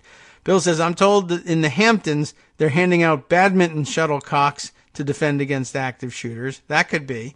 Golf balls work too. They roll. But, so everybody has to throw them in unison, though. But you want what about polonium tipped badminton shuttlecocks? Or depleted uranium shuttlecocks. And do you have a racket or do you throw them? They're not easy to throw, but if you hit them at somebody, that would be really something. All right, so what else can we throw people? Lacrosse balls, but again, they roll. The pucks are pretty ingenious in that they won't roll away, and you can put them on your desk, I guess. Michael Musson, wouldn't skipping stones work better? They might, especially if they were really super thin and they could pierce the skin. You could try that. Man, I don't know what else to say. People are enjoying the hockey puck thing, though. I mean, at this point, though, I guess, bring your breakfast dishes with you to school and just fling those at people. Eat at the diner, right? And just, can I borrow this plate for a second? Have you ever been, well, I don't know. Has anybody ever been hit? People have been hit with a hockey puck, so he testified that would work, and that took the country by storm. Have you ever been hit with one of those, like pancake, IHOP plates? I mean, they're very sturdy. They do break into shards, though, too. I guess that's another good, there's a lot in favor of hockey pucks. I guess maybe we shouldn't make so much fun of it. All right, I think we could be done with this. I really didn't intend to spend this much time on it, but, it's been interesting. What are you sending me now here? Let's see. Sponson sending me something, I think, completely different, but let's see. Oh, wait a minute. Timeout. I got to go back on this one here. Bill says, what would work better? Yo-yos. Because they come back to you, so you can launch them at the shooter over and over. I'm just thinking out loud here. Or boomerangs. Boomerang's true, but the string on a yo-yo helps. If it doesn't come back correctly, you can yank it back. And I've heard somewhere that yo-yos were actually originated as a weapon, but I don't know whether that's baloney or not. Baloney, it would be another thing, really, honestly. If you got a big enough baloney, geez, that sounds awful. You could throw that, or certainly those aged salamis that are hardened. I don't know what it does smell-wise to the classroom. Again, hockey pucks don't smell like anything, so that's not too bad. Here's the first downside that I have had reported yet, and it's a good point. Scott Anderson sends this one to me via text, actually. Not available to all of you here, but this is the answer would be skeet to distract the shooter. I guess that's true too. Or is that a downside though? If you got a skeet shooter, an experienced skeet shooter who showed up as the mass shooter, and he could knock down all of the pucks. So I guess that's a possible downside too. In ancient Greece, they used to throw discuses at mass shooters. But then again, mass shooters had bows and arrows. And so it was, in the olden days, it was a lot easier to handle those guys. But other things, but as long as we could do a whole track and field thing, why can't the track and field team bring shot puts, discuses, javelins for that matter? I think would be much more effective against attackers like this. Maybe Joan has some ideas. Good morning, Joan. What do you guys throw at people in Idaho? Potatoes, right? Yeah. You could do that. And can you get me... Idaho potatoes can be pretty sizable. There are potato guns, Oh, well, no, you can't have weapons. This whole thing is about... Oh. No. So I'm sorry. Well, that's crazy. What you're talking... it's crazy talk. It's a toy gun that takes a plug of a potato. Yeah, well, you can get shot for toy guns. That's no good. Yeah, that's true. Cow patties? Okay. Yeah, people fling them. That's true for distance. Mm-hmm. So that's like the rifle version. The potatoes could be the handgun version. Do you know what we're talking about here? I am really ill-equipped to do sports ball analogies. I mean, I'm not certain what you might have heard, and if you did hear, I was half listening as I wrote up a story. Well, that brings another question: is like if you heard what was happening here, but you still called. That's really amazing. Perhaps we could get off of the hockey puck discussion. All right. I think it could. It's very interesting, and it's a great example of, I guess, how dumb ideas can fly. All it really takes is for somebody to say, "That's not the worst idea I've ever heard." And if you have a bunch of people together, then now you have a national discussion. We're now that the Hill has tweeted it out too, that's going to become a national discussion. And eventually Donald Trump will have to comment on whether or not, giving hockey pucks to students is a good idea. And I don't know what's going to happen when he gets to do it. Enough hockey pucks in a room could do something. Right. And what if we replace all the students, desks, teachers, and in fact, all the oxygen in each room entirely with hockey pucks? There would be no way to get into it and no targets to shoot at. So really, we should replace educational institutions with just silos filled with hockey pucks. And forget about it. It doesn't matter. No one will be educated, but also no one will be killed. We'll reduce the number of school shootings to zero. Close the schools. Just have that would do it. Hockey puck storage depots instead. Yeah. Do you have a number for Betsy DeVos? I need to call her immediately. But what would a hockey puck do to a grizzly bear? That's a good question. Bill asked about that one. So that's already out there. And I'd rather have bear spray in that. Yeah. Instance, I which, guess by so. the way, is less powerful than what they use in tear gas. Oh? Less powerful? Yeah. Oh, so it's healthier. A bear might put it on his nachos. Yeah. Right.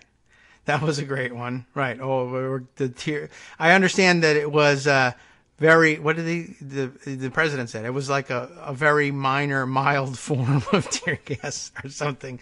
I don't think that they have very many gradations of tear gas, but I'm not sure. I believe they do not. It's if it was like less powerful, then people wouldn't run away. They would run into continue to try and do whatever they were doing, although it's not even clear what they were doing, what they were firing at people for exactly, but okay. Weird. We don't have to continue on hockey pucks at all. I'm sure you had something else in mind. I was having fun reading the latest Trump interview transcript. Oh Lordy! But then I found the only dumber thing available. Hockey pucks. Yeah. Tim has a post. Meteor Blades has a post on the gibberish of Trump's climate stuff. Yes, right. That was a highlight, a call out from last night. Oh Lordy. Yeah. Okay. What to say? I don't know. Well, what do you want to say? You don't have to do hockey pucks or the president or you don't have to equate them in any way. The Congress being back in, since that's one of the things we usually talk about. Yes. Okay. That seems satisfactory to me. And once again, whether there is going to be 2 Republican senators who are willing to be, principled. Right. To vote against probably the worst of Trump's, how do you say some judicial nominee is the worst? I mean, we had Kavanaugh. We can call Thomas Farr the most racist. Okay. So we can do that. He's cloture vote today on the floor at 12:30 Eastern time or thereabouts. And who's going to stand up against that? Okay. Lisa Murkowski, Tim Scott, we don't know yet. Yeah, we don't. We have the one Republican vote supposedly, from Flake, right? Because he's mad about something. I've already forgotten. Until McConnell allows a cloture or a standalone vote, not even standalone necessarily, any kind of vote on protecting Mueller's investigation. Yeah. Flake is not going to vote for any Trump nominee, any Trump judicial nominee. Okay. Knowing that is sort of the key thing that McConnell wants to do in these waning hours of this Congress. Use it, to get more judges on the bench. Where would this guy be headed? He would be headed to a district court in North Carolina. Okay. Which would be interesting since North Carolina is where he lives and where he has done his racist stuff. Like help draw up the voter suppression laws that were created with, as the court said, surgical precision. Oh, yes. To keep blacks from voting. Right. And where he worked for Senator Jesse Helms. And was apparently involved, although he lied about this to the committee, involved in a postcard mailing. The decision to send out these postcards to black voters, giving them incorrect information on voting. That one. Okay, that's a famous old trick. Now, unfortunately, of course, our break coming up. This is when you join us, but this gives us a chance to regroup and think about what we'll do. That's a famous tactic, the postcard with the wrong date or information about where to vote. And he would be a judge, so I imagine that he would maybe decide that wasn't such a terrible crime to do. I guess so. All right, well, that's awful. As usual. We'll be right back. Hi, it's me, David Waldman, your host for Kagro in the Morning, interrupting this little break to say thanks so much to all of you who are contributing supporters of Kagro in the Morning. Thousands of you are downloading the show each day, but fewer than 1 in 25 regular listeners are donating to help keep us on the air. For the money you'd spend on a single 3-minute iTunes song, we bring you 2 hours of great news and entertainment every day, 5 days a week. Patreon.com, Patreon.com makes it easy. You can find us there by searching KagroX or David Waldman or Kagro in the Morning or even Daily Coast Radio in their search box, and you'll be right where you need to be to make easy, recurring monthly contributions to support our show. Once again, thanks so much for your support.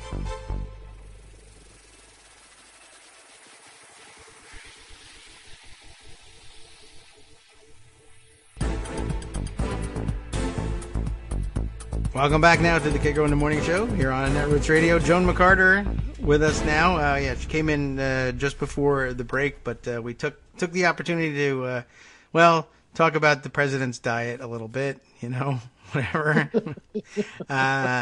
Various other things. Comment upon his age. Mm-hmm. Yeah, so, all right, but back to where we were. We had just finished up on you were telling us a 12:30 cloture vote Eastern time on the latest horrific judicial nominee. So we'll wait and see whether some other Republican either steps up and votes no on cloture. Well, I guess we have to watch closely. Will Jeff Flake remember that he said he would? Yes, I think he can remember that. Yeah. He seems he's doing that. So all right. Lisa Murkowski has said, or her aide has said, she doesn't plan on blocking the nominee. All right. Which means perhaps she will vote yes on cloture, but that doesn't necessarily mean she's a yes on confirmation. Right. Yeah, that's a good point. She says she knows how she's going to vote. She's not going to tell anybody. Yeah. All right. That seems normal-ish, certainly for her. And it's a interesting way of putting it. You've got Heller, you've got Corker, who it doesn't matter what they do at this point. Maybe they'll decide all of their concern with Trump will play out in a vote. So it's not out of the realm of possibility. It's not likely, but it can happen. Yeah. And of course, there's Tim Scott. Yes. Yes, the only black Republican senator from South Carolina who has already scuttled one racist nominee, Ryan Bounds, who was nominated to the Ninth Circuit. Yes. Ready to come to the floor. He'd been passed out of judiciary. Scott said, I read some of the stuff he wrote when he was in college, and he's a racist, and I'm not going to vote for him. So the nomination was withdrawn. Okay. Scott's not saying right now. And I imagine that he's having some tense discussions with McConnell. That was a circuit court nomination, which carries more weight than district court nominations. Yeah. So I would imagine that's something that McConnell's talking to him about. Yeah, probably. This is just a district court. It doesn't really matter. Never mind that it's a lifetime appointment. Yeah. Never mind that this is an out-and-out racist. Right. It's not so important. Right. Wrong. As of but now, he is Scott's not that. saying what he's going to do. He's saying he's still studying, despite the fact that, this nomination's been out there for over a year now. He's still doing his homework. Maybe. It could just be, right. I don't know. This is what senators say to things like that. That's a really good possibility there, and he may just say he could buy into a McConnell argument. Well, it's a district thing. It's in North Carolina, not South Carolina. I shouldn't really get in the way. Or he could say, like if he's smart, he'll say, don't tell me that it's just the district court. Where do you get all your circuit court judges from? From the district courts. You love appointing people and moving them up and whitewashing their record as private sector racists by saying, well, he didn't, kill anybody in his courtroom, so he's reformed. There you go. Although, they sometimes do sentence people to die in those courtrooms, but okay. Anyway, that's, I guess that we'll watch that. What else? I don't know. There's plenty happening both on the floor and off in both houses now as everybody reorganizes. Mostly off the floor. You've already had the discussion with Greg about Pelosi and the speakership and yep. how she crushed Seth Moulton and team. And now we have to do something about no labels. Yeah. And they're so-called problem solvers. That's ridiculous. You know that no labels is bad when Third Way says, "Nuh-uh, we don't have anything to do with those people. They're not us." I did not realize they were disavowing them. That's good. Yes, that was the fun of Monday and Tuesday, was watching Third Way say, despite the fact that they share a founder, Nancy Jacobson, who's married to Mark Penn. Yes. I learned that yesterday. Third Way has been doing their best to say, no, we don't have anything to do with them. We're not them. They're horrible, which is kind of fun. If we can just keep them squabbling with each other, maybe we can get some stuff done. Yeah, perhaps. Well, yeah, the problem solvers. At any rate, the latest fight to Pelosi's speakership is supposedly coming from the No Labels problem solvers gang, who say that they had a big debate over whether to make her the bogeyman of the 2018 midterms. Yeah, which is the same debate that they had in the Republican Party, which is weird. Weird, isn't it? It's odd. It's coming from Democrats. How strange. Yeah. Really, what they want to do, they call them modest procedural changes that they want her to promise to give them, which would basically make it easier for Republicans to muck things up. Maybe they want to give Republicans more power in the House. But they lost. Yeah. But they lost. I don't get it. And all right, that's just that. I understand the instinct they think they're playing to, but I don't. I guess. Yeah. They entirely missed the point of the 2018 midterms and the blue wave. Yes, and perhaps they think they would be viewed as gracious winners, but I guess really ask yourself whether the next Republican majority in the House will make it easier for Democrats to pass legislation. The answer is no. Don't do it. And no one will give you credit for it. They just lived through that. How? Yeah. Do you remember yesterday, or in fact right now? So there's that. I have some difficulty. Which I think she will have no problem surmounting, but there is that. Yes. I know. It was and while. There's also, of course, as always, because it's, almost Christmas, a potential government shutdown. Yay! That's when we do these things. But this time only a partial shutdown, not total. Right. And what's the date attached to that? Midnight, December 8th. That's soon. Yeah, that's like next weekend? Yeah. Is the 8th? Yeah, December 7th, midnight the 7th. Okay. Is that a Friday? Yeah. Of course. Okay. Yeah, once again, right? So for a while we were all intrigued with the idea of timing shutdowns at a different day of the week. Which would so be they more didn't convenient. ruin our weekends. Yeah. Yeah. They are not listening to us. All right. Well, they tried it once, and I don't know. It may have worked, and that's why they said, well, we'd rather have it not work and have some shutdowns. We love shutdowns. let's go back to Friday. All right. There are, as always, some moving parts with that. We've got Justice Department funding. We've got Department of Homeland Security funding. So potentially we've got Mueller investigation and border security going on here. Trump wants his wall. He wants his $5 billion for the wall. Although reporting out of yesterday's meeting with House Republican leadership suggests that maybe he's not going to insist on it because he said he'll get it some other way. Yeah, I saw that in the interview. And okay. I mean, someone may have told him he could do that. Maybe he's going to shut down government over his $5 billion. Maybe he's not. Okay. On the other side, we've got Senate Democrats, specifically Ron Wyden, making noise about not voting for any spending bill unless it contains a provision protecting the Mueller investigation. Okay. I haven't seen whether that's gotten a lot of steam among Senate Democrats, but it's a possibility out there. What right. Schumer is saying is that the $1.6 billion we agreed on for border security last summer is our final offer.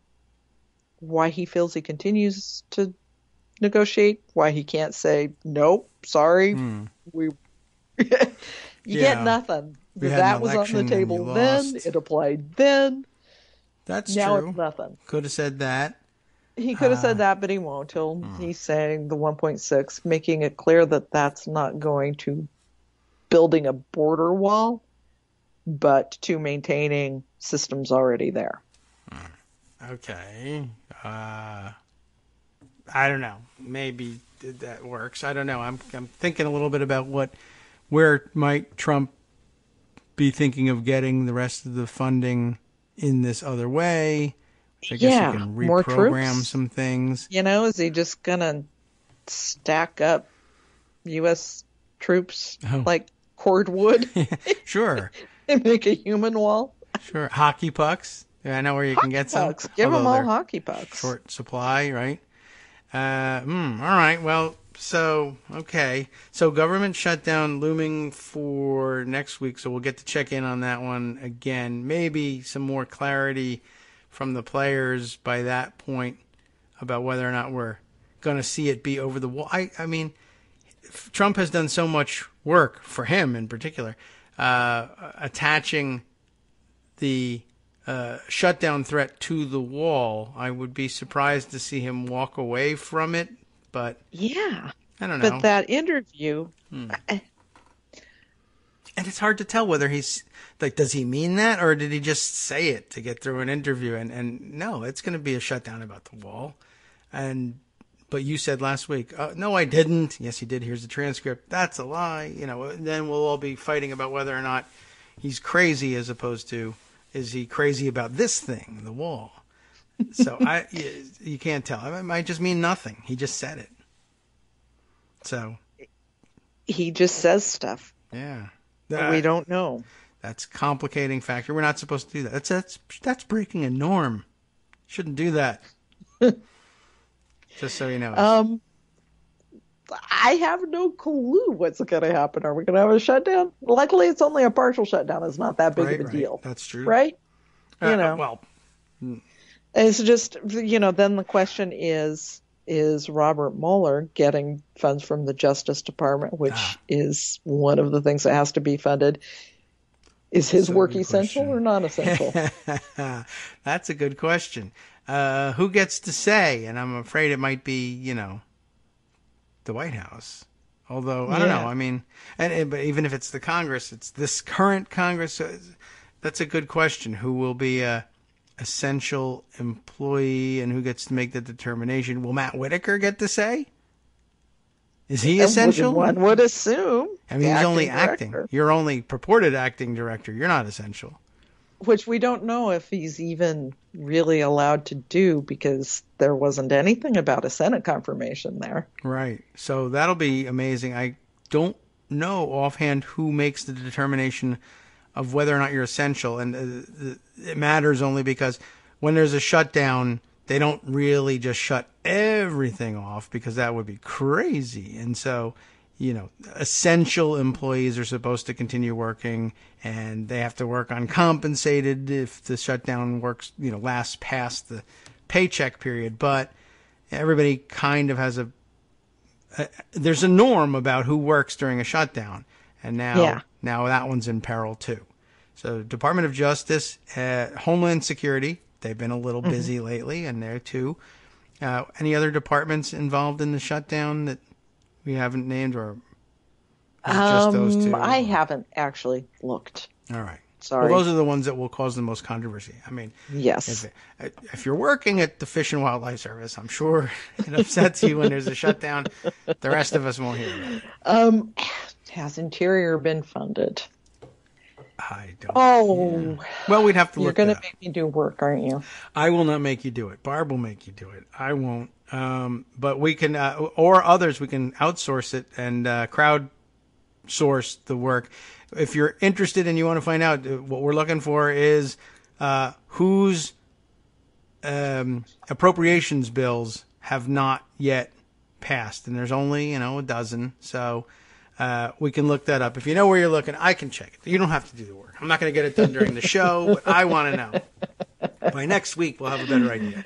They've actually managed to get quite a few of them done. Yeah. Okay. Which is commendable. I guess. I mean, that's one advantage of having a madman for president. Yes. They want to limit the number of things that he can completely screw up. True. So another advantage is you get commended for doing less than you're supposed to do. You were supposed to pass all of them, but you only passed 3. But you did pass 3/4 of them in the face of a madman as president. So I guess you're doing a good job. All right. They've done labor HHS DOD education. So DOD labor HHS education. All right. Okay. They've done.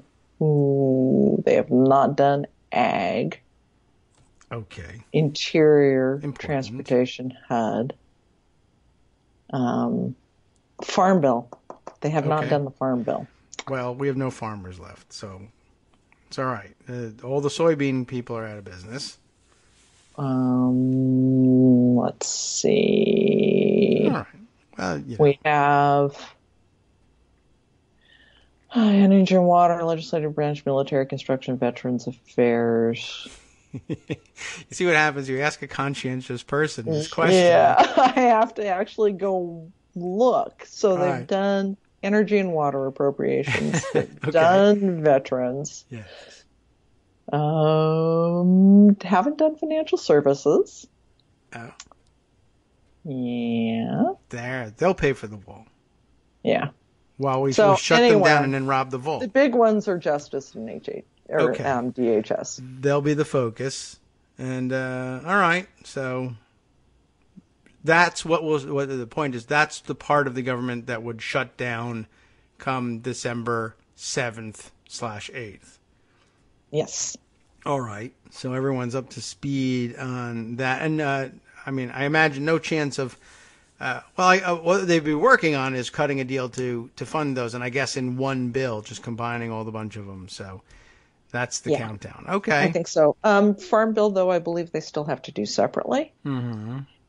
And the Farm Bill, of course, I with the House so depleted and Paul Ryan on his way out, I don't know if the huge sticking point between House and Senate is still going to be a sticking point. The Senate has refused, to their credit, to have work requirements for food stamps included in the Farm Bill. Okay, that's what we're talking about.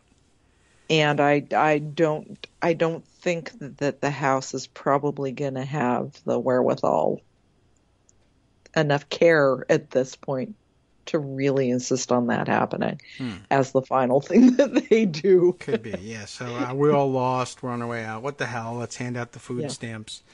All right, work requirement for that's terrific. All right, well, and again, we can talk about how weird it is that food stamps are in the Ag Bill and the Farm Bill, but that's the way things happened. Right. It's where food comes from.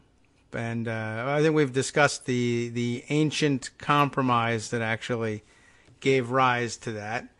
Have we? I think at some point we discussed the origins of it, and as I recall, it was along the lines of then it would be less of a target for attack because it was in a bill that even rural Republicans wanted to see passed because it's the agriculture bill. Right. And but that's one of the many norms shattered over the years, pre-Trump, really, where they just said, yeah, I don't mind looking like I'm starving women and children, and in exchange for being able to cut the budget, because they're all slackers, and we should drug test them all and make them work, et cetera, et cetera. And after all, nobody is going to hold up America's farmers over this, and they've largely turned out to be right about that. Yeah. So, you would think that they would want to help America's farmers against Trump.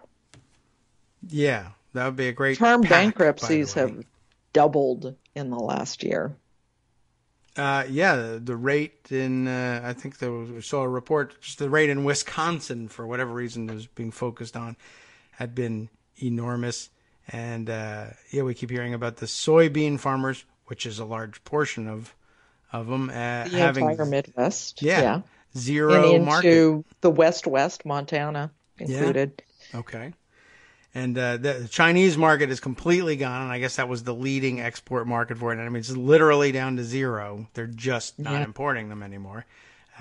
You forget what kind of players you're dealing with the Chinese. If even if soybeans were essential, American soybeans were essential to their diet, in China they can do things like that. You know what?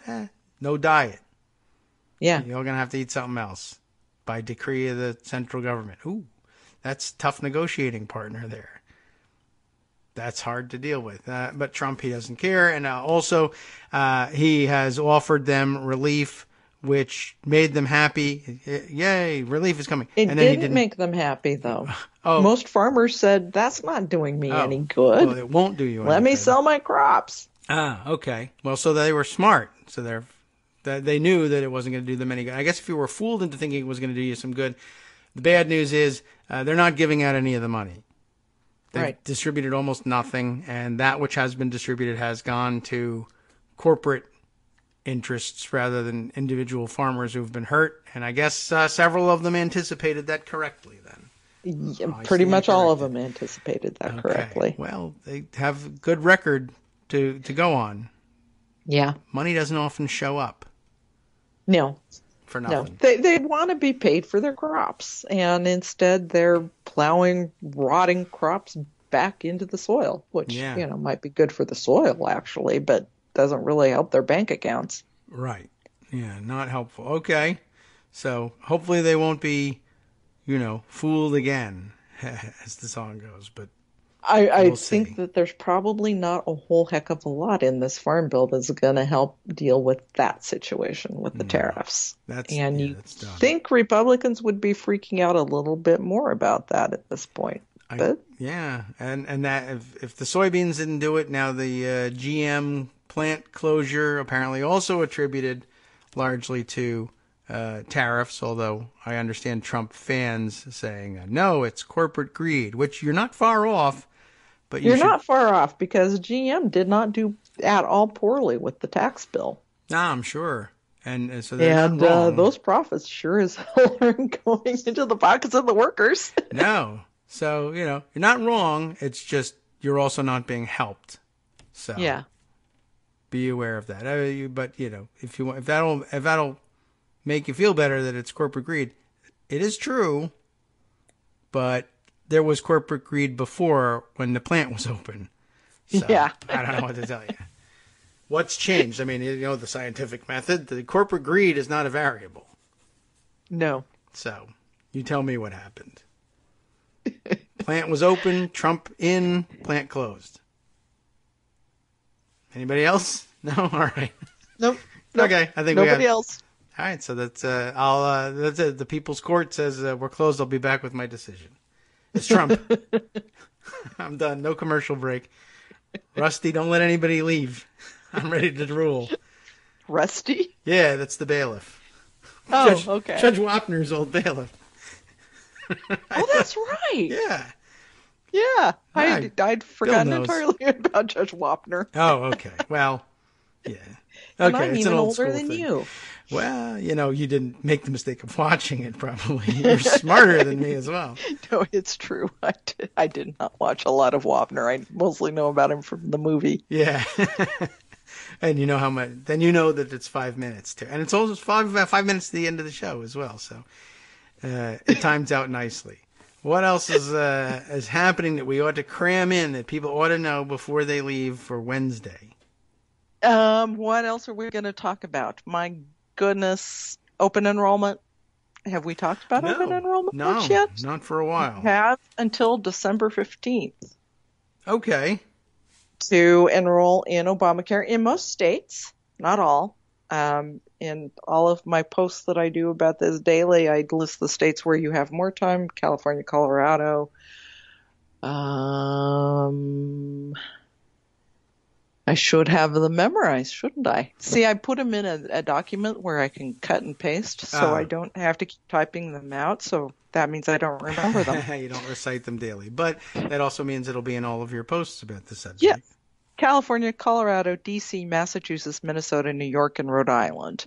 You all have either until January 15th or January 31st to enroll. But everywhere else is December 15th. Okay. And the market is surprisingly strong given everything that's happened with Trump.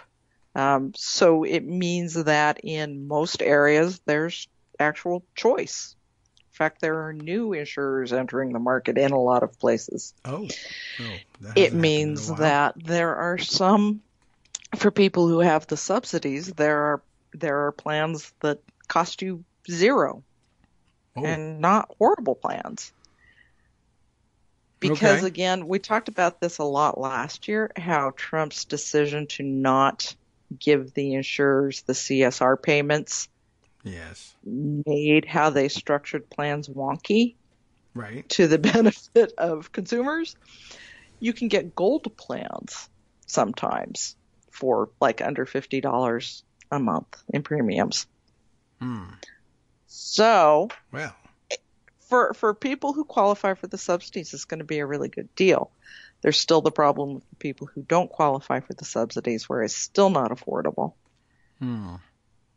And that's about 10-15% of the population, unfortunately. But for everybody else, go look. There's lots of places you can get help. And the other thing is the Trump administration is not spending any money on outreach on this. So we need to do this word of mouth as much as we can. Okay. This is what we're doing here and what we hope everybody listening will do with their friends and family who need health care. Yeah. Well, okay. It's a good thing then, a good use of the last minute or so, just to remind everybody, and you'll be reminding them, I assume, on a regular basis. On right up there at Daily Kos and with the list in every place. In your email. Okay. If you're subscribed to our emails, you're not going to be able to get away from it, but that's what we need to do. Well, good. To keep fighting back. Yeah. And it would be great if you were insured along the way. You can't beat that. All right. Good community service, if you will. And plus, it's political activism as well. So it is. You get to combine the two. Excellent. Thanks, Joan. You're welcome.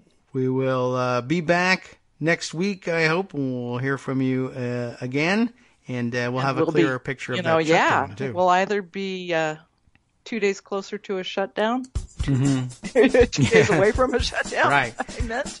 We don't know. It might happen, it might not. We'll see. Or maybe Trump will be in jail. Oh, yeah. Hey, you can always hope. I mean, things are really heating up on the Mueller front. I don't think we'll know by next week. But, I don't think so either. Maybe if it makes you come back, that's fine. Thanks again. I'll be back either way. Okay, excellent. Well, then it had no effect whatsoever. All right. Well, See ya. appreciate it. Thanks, Joan. Take care. And everybody else, look out for what's happening on the front page at Daily Kos. Again, if you need to pick up the details on the open enrollment period under the still existing, yes, and still fighting Obamacare program, take a look. Figure out, but make sure everyone should check today, because the deadline, if you're not in one of the states that has a deadline further out, coming up, and you can't put it off any longer. It's almost December. By next week, we'll be in December, so don't wait. Okay, let's see. Exciting developments I won't be able to tell you about, but I can almost guarantee will be the topic of discussion by Thursday and Friday. More happening in the Jeffrey Epstein case somehow, amazingly enough. And remember, that has connections to the current Trump administration, in that one, he was good friends with Epstein and he's a Mar-a-Lago member, and the current Labor Secretary, Alex Acosta, the prosecutor who cut a deal with him. From Daily Kos Radio on networksradio.com.